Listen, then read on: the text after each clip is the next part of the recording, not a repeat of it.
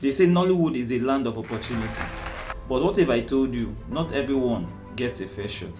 Behind the glamour, premieres and movie awards, there are quiet power circles, invisible hands that decide who gets in, who stays out, and who rises fast. In today's video, we are peeling back the curtain on the hidden power cabals controlling Nollywood.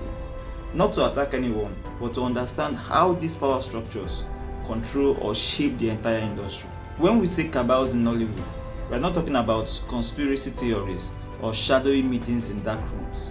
We are talking about influence networks, group of producers, financiers, and marketers who have built tight systems of control over what kind of stories get funded, who gets featured, and even which faces dominate the screens. These aren't necessarily villains or bad people. Most of them built their influence over years of hard work and success. But the issue here is how much control they still hold and what that means for creativity and fair competition. At the center of Nollywood's power structure are the production houses and funding partners. Those who control the financing control the stories. They decide which scripts get developed, which actors are bankable, and which teams are too risky. In many cases, if you are not connected to certain circles, your project may never leave the script stage. Some directors have admitted privately that talent alone is not enough. You need to belong to the right network. Let's talk about the biggest force behind these cabals. Money. Investors often stick with familiar faces and established teams. That is business sense, but it also builds creative echo chamber. New actors, independent filmmakers, and regional stories rarely get the same level of visibility and promotion. The result? A small circle dominates the biggest opportunities, while the fresh talent are left unseen, even when they have the right skill and drive.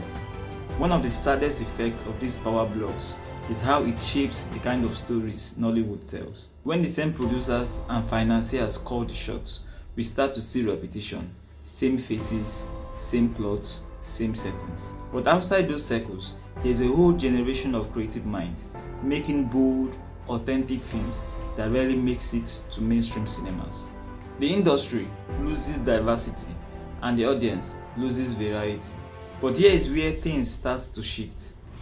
Streaming platforms, Netflix, Showmax, and YouTube have become game changers.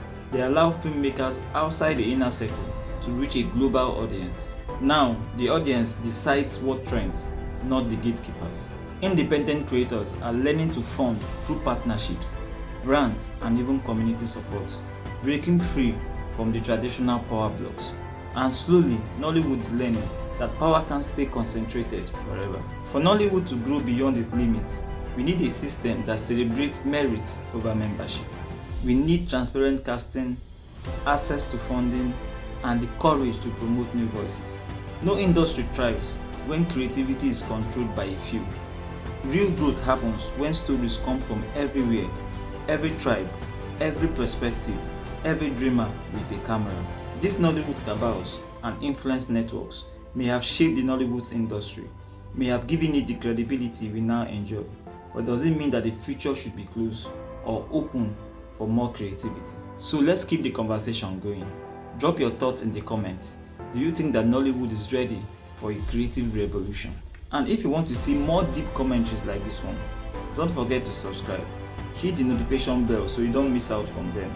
And share this video to other Nollywood lovers who care about change. I am Dozier, and this is my take.